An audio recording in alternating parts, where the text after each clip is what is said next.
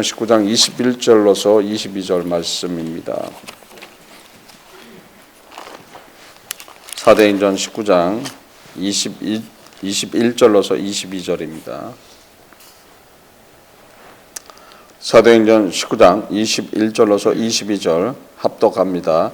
이 일이 다 된 후 바울이 마게도니아와 아가야로 다녀서 예루살렘에 가기를 경영하여 가로되 내가 거기 갔다가 후에 로마도 보아야 하리라 하고 자기를 돕는 사람 중에 디모데와 에라스도 두 사람을 마게도니아로 보내고 자기는 아시아에 얼마간 더 있으니라. 아멘. 하나님 아버지 감사합니다.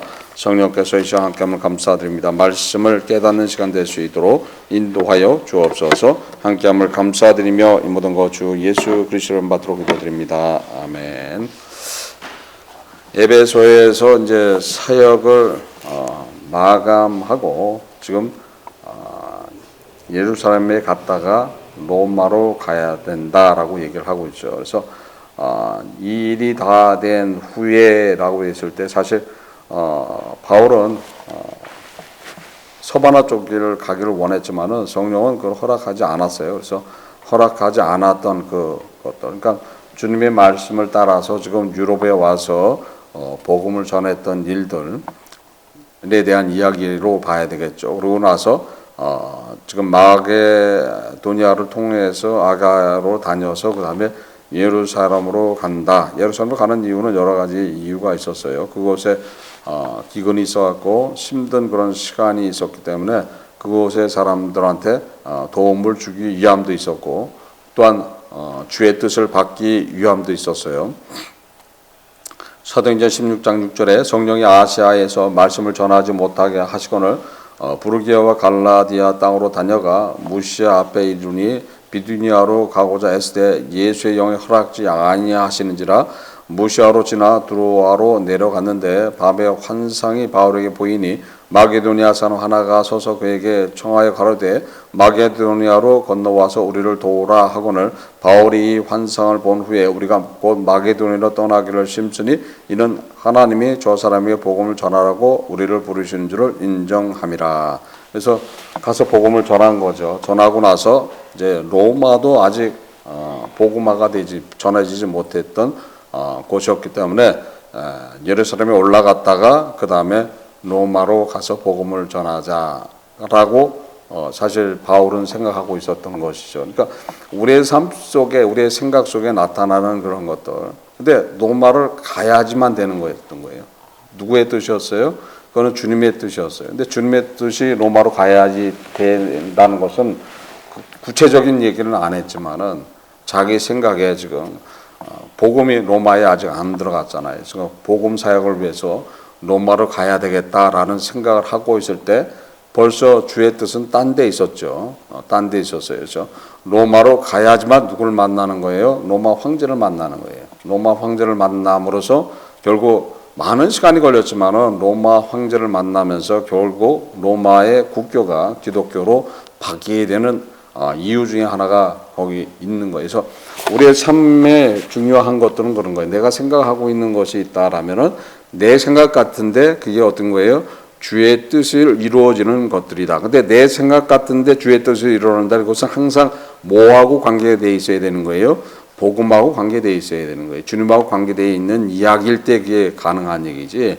주님하고 관계되어 있지 않는 것은 관계없는 이야기가 되어버리는 거예요. 자기의 생각과 자기의 뜻이 되고 잘못하면 그것은 다른 존재의 인도를 받는 그런 문제가 생길 수도 있는 거예요. 그래서 내가 항상 복음 안에서 증거하는 삶이 무엇인가, 그 복음을 가지고 나가는 것이 무엇인가, 또 예수 그리스도와 더불어 사는 것이 무엇인가 해서 예수를 전해야 되겠다, 복음을 전해야 되겠다 했을 때 그 전함을 통해서 누구의 뜻이 이루어지는 거예요? 주의 뜻이 이루어지는 거예요.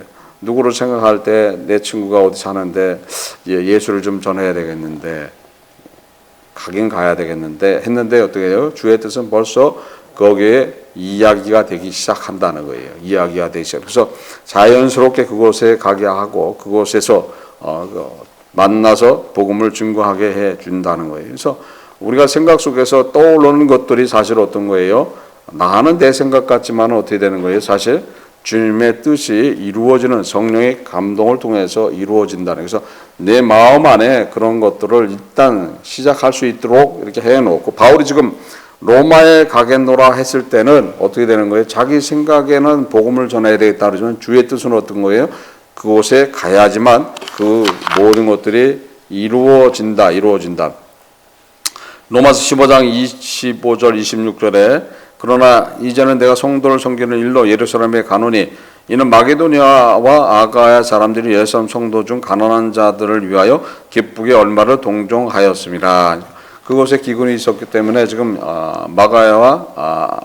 마게도니아와 아가야 사람들이 얼마나 어느 정도의 연보를 해서 그것을 도우려고 했다. 그러니까 여러 가지 이유를 들어서 지금 예루살렘에 가기를 작정했다라고 봐야 되는 것이죠. 그래서 주님의 뜻이 어떻게 이루어지는가라는 것은 우리는 우리 스스로 알아야 되는 것이고, 또 주의 뜻대로 살아가는 것이 무엇인가를 알아야지 된다는 거예요. 그래서 중간에 또 중간에서 가이사라에 도착했을 때 중간에 도착했을 때 예루살렘에 올라가는 것을 막지요. 사도행전 21장 11절로서 12절에 우리에게 와서 바울의 띠를 가져다가 자기 수족을 잡아매고 말하기를 성령이 말씀하시되 예루살렘에서 유대인들이 이같이 이 띠 임자를 결박하여 이방인의 손에 넘겨주리라 하거늘 우리가 그 말을 듣고 그곳 사람들을 더불어 바울에게 예루살렘으로 올라가지 말라고나니.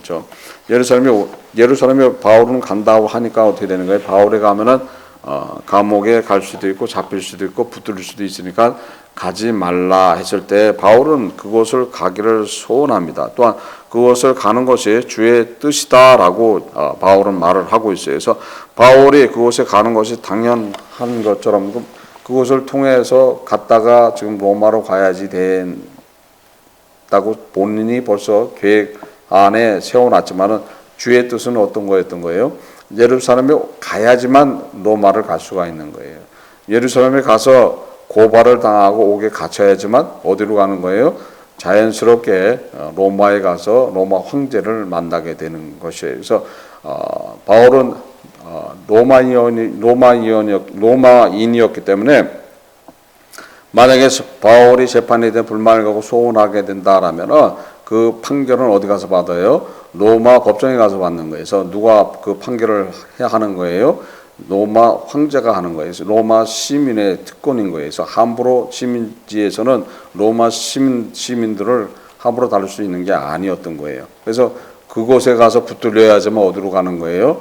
로마 황제를 만나게 되는 거죠. 그래서 로마 황제를 만나게 됨으로써 결국 복음이 로마에 들어가는 것이고, 그 복음을 통해서 로마가 다시금 그 복음을 받아들여서 국교가 기독교 국가로 바뀌게 되는 거죠. 근데 그 시간이 엄청나게 많이 걸려요. 거의 300년이 걸리는 거예요. 300년이 걸리는 동안에 많은 순교자가 나오는 거예요. 많은 순교자. 그러니까 순교자는 어떤 거예요? 지금 예수 때문에 죽임을 당하는 거예요.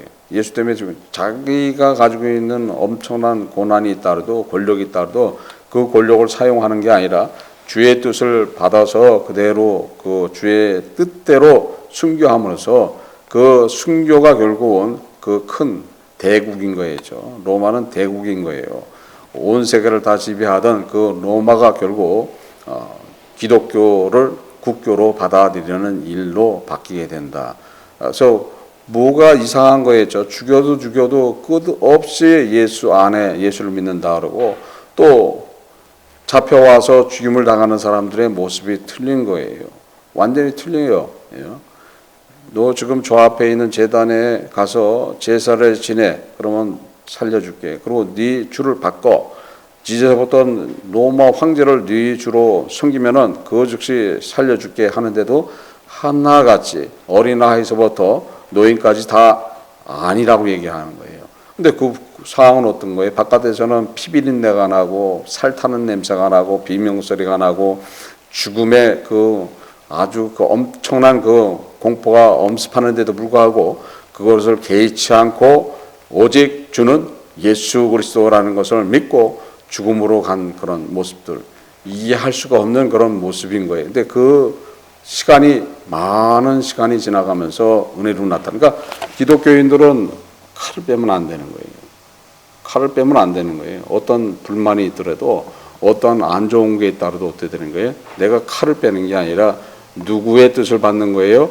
주님의 뜻을 받는 거예요. 그러니까 주님한테 기도해야 된다는 거예요. 기도하면은 주님이 알아서 할 일이지 내가 알아서 할 일이 아닌 거예요. 그래서 바로 그것이 십자가 은혜가 그렇다는 거예요. 예수님이 자기의 뜻대로 할 수 있는 분이었어요. 그러나 누구의 뜻을 받아요? 아버지의 뜻을 받아서 십자가의 고난을 당하시고 죽임을 당하신다는 거예요. 예수님이 능력이 없어서 죽임을 당하는 게 아니에요. 권능이 없어서 죽임을 당하는 게 아니에요. 힘이 없어서 매 맞고 욕을 당하는 게 아니에요. 다 내려놓는다는 거예요. 다 내려놓고 그대로 받아들이는 사람들이 누군 거예요? 그게 진짜 그리스도인들이에요. 그러니까 그리스도인들은 함부로 말을 하는 사람들이 아닌 거예요. 함부로 욕을 하는 사람들이 아닌 거예요. 함부로 누구를 판단하는 사람들이 아닌 거예요. 그게 틀린 거예요. 누가 안에 계시는 거예요?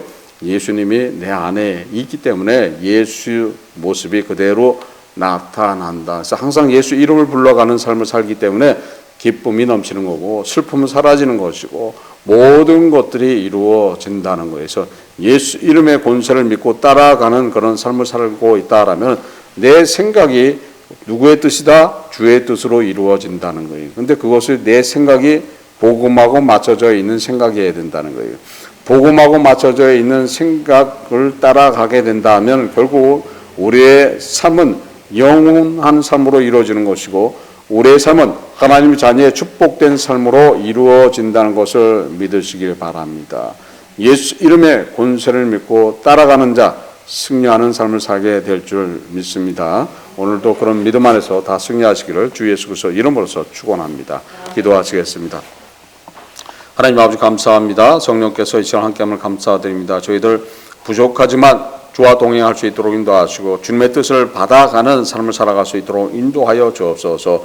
온전히 주의 뜻 안에서 승리된 삶 살아갈 수 있도록 인도하여 주옵소서. 함께함을 감사드리며 이 모든 거 주 예수 그리스도 받들어 드립니다. 아멘.